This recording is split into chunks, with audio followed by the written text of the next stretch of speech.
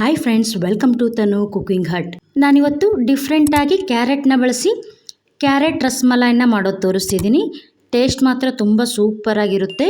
ಅದರಲ್ಲೂ ಈ ಸಮ್ಮರಲ್ಲಿ ಈ ಥರ ಕೋಲ್ಡಾಗಿ ಏನಾದರೂ ಡಿಫ್ರೆಂಟಾಗಿ ತಿನ್ನಬೇಕು ಅನಿಸ್ತಾನೆ ಇರುತ್ತೆ. ಹಾಗಾದರೆ ಹೇಗೆ ಮಾಡೋದು ಅಂತ ನೋಡೋಣ ಬನ್ನಿ. ನಾನಿಲ್ಲಿ 2 ಕ್ಯಾರೆಟ್ನ ತಗೊಂಡಿದ್ದೀನಿ. ಈ ಕ್ಯಾರೆಟ್ನ ಮೇಲಿನ ಸಿಪ್ಪೆ ತೆಗೆದು ತೊಳೆದು ತುದಿನ ಈ ಥರ ಕಟ್ ಮಾಡಿ ಈಗ ಇದನ್ನ ದಪ್ಪ ತುರಿಲಿ ನೋಡಿ ಈ ಥರ ಇದರಲ್ಲಿ ತುರ್ಕೊಳ್ಬೇಕು. 2 ಕ್ಯಾರೆಟ್ ಇದ್ರೆ ಸಾಕು, ಅದರಲ್ಲೇ ಎಷ್ಟೊಂದು ರಸ್ಮಲಾಯಿ ಬಾಲ್ಸ್ ಆಗುತ್ತೆ. ನೋಡಿ ಈ ಥರ ದಪ್ಪ ತುರಿಲಿ ತುರಿತಿದ್ದೀನಿ. ನೋಡಿ ಈ ಥರ ತುರಿದಿರಬೇಕು, ಇಷ್ಟು ದಪ್ಪ ಇರಬೇಕು. ಈಗ ಇದನ್ನು ಒಂದು ಮಿಕ್ಸಿ ಜಾರಿಗೆ ಹಾಕಿ ಅರ್ಧ ಕಪ್ ಹಾಲು ಹಾಕಿ ನೈಸಾಗಿ ರುಬ್ಕೊಳ್ಬೇಕು.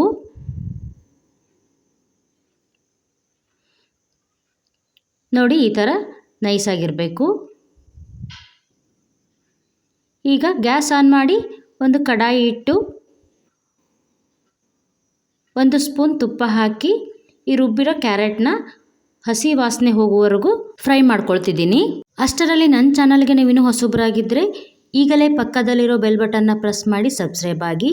ಇನ್ನು ಮುಂದೆ ನಾ ಹಾಕೋ ವಿಡಿಯೋ ನೋಟಿಫಿಕೇಷನ್ ನಿಮಗೆ ಮೊದಲು ಬರುತ್ತೆ. ನೋಡಿ ಈಗ ಫ್ರೈ ಆಗಿದೆ ಹಾಗೂ ಸ್ವಲ್ಪ ಗಟ್ಟಿ ಸಹ ಆಗಿದೆ. ಈಗ ಇದಕ್ಕೆ ಅರ್ಧ ಬೌಲ್ ಸಕ್ಕರೆ ಹಾಕ್ತಿದ್ದೀನಿ. ನಂತರ ಟೀ ಕಪ್ಪಿಂದ 1 ಕಪ್ ಹಾಲು ಹಾಕಿ ಸಕ್ಕರೆ ಕರಗುವವರೆಗೂ ಮಿಕ್ಸ್ ಮಾಡಬೇಕು. ಸಕ್ಕರೆ ಕರಗಿದ ಮೇಲೆ ನಾನಿಲ್ಲಿ ಅರ್ಧ ಬೌಲ್ ಸೂಜಿ ಅಥವಾ ಉಂಡೆ ರವೆ ಹಾಕ್ತಿದ್ದೀನಿ. ಒಮ್ಮೆ ಚೆನ್ನಾಗಿ ಮಿಕ್ಸ್ ಮಾಡಿ ರವೆ ಎಲ್ಲ ಕ್ಯಾರೆಟ್ನೊಂದಿಗೆ ಚೆನ್ನಾಗಿ ಮಿಕ್ಸ್ ಆಗಲಿ. ಈಗ ಸ್ವಲ್ಪ ಲಿಡ್ ಕ್ಲೋಸ್ ಮಾಡಿ ಒಂದು 5 ನಿಮಿಷ ಲೋ ಫ್ಲೇಮಲ್ಲಿ ಹೀಗೆ ಬಿಡಿ.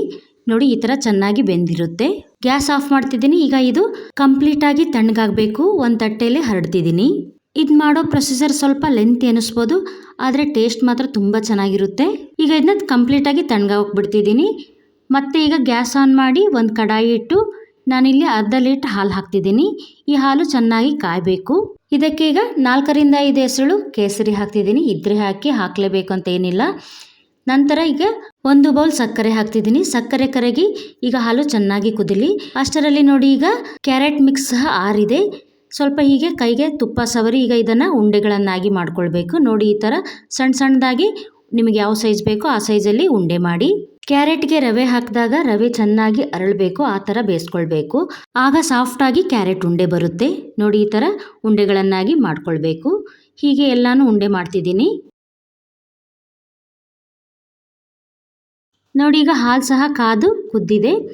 ಈಗ ಇದಕ್ಕೆ ಅರ್ಧ ಸ್ಪೂನ್ ಕಸ್ಟರ್ಡ್ ಪೌಡ್ರ್ ಹಾಕ್ತಿದ್ದೀನಿ. 1 ಬೌಲಲ್ಲಿ ಅರ್ಧ ಸ್ಪೂನ್ ಕಸ್ಟರ್ಡ್ ಪೌಡ್ರ್ ಹಾಕಿ ಇದೇ ಹಾಲನ್ನು ಹಾಕಿ ಮಿಕ್ಸ್ ಮಾಡಿ ಈಗ ಇದಕ್ಕೇ ಹಾಕ್ತಿದ್ದೀನಿ. ಕಸ್ಟರ್ಡ್ ಪೌಡ್ರ್ ಹಾಕೋದ್ರಿಂದ ಸ್ವಲ್ಪ ಹಾಲು ತಿಕ್ಕಾಗಿ ಅನಿಸುತ್ತೆ, ಹಾಗಾಗಿ ಹಾಕ್ತಿದ್ದೀನಿ. ನೀವು ಇಲ್ಲಿ ಬೇಕಾದರೆ ಮಿಲ್ಕ್ ಪೌಡ್ರ್ ಸಹ ಹಾಕ್ಬಹುದು. ನೋಡಿ ಈಗ 1/4 ಸ್ಪೂನ್ ಏಲಕ್ಕಿ ಪುಡಿ ಹಾಕಿ ಮತ್ತೊಮ್ಮೆ ಚೆನ್ನಾಗಿ ಮಿಕ್ಸ್ ಮಾಡಿ ಈಗ ಸ್ವಲ್ಪ ಕುದಿಯಲಿ. ನೋಡಿ ಈಗ ಕುದ್ದು ಸ್ವಲ್ಪ ಗಟ್ಟಿಯಾಗಿದೆ. ಇದು ಆರಿದ ಮೇಲೆ ಇನ್ನೂ ಸ್ವಲ್ಪ ಗಟ್ಟಿಯಾಗುತ್ತೆ.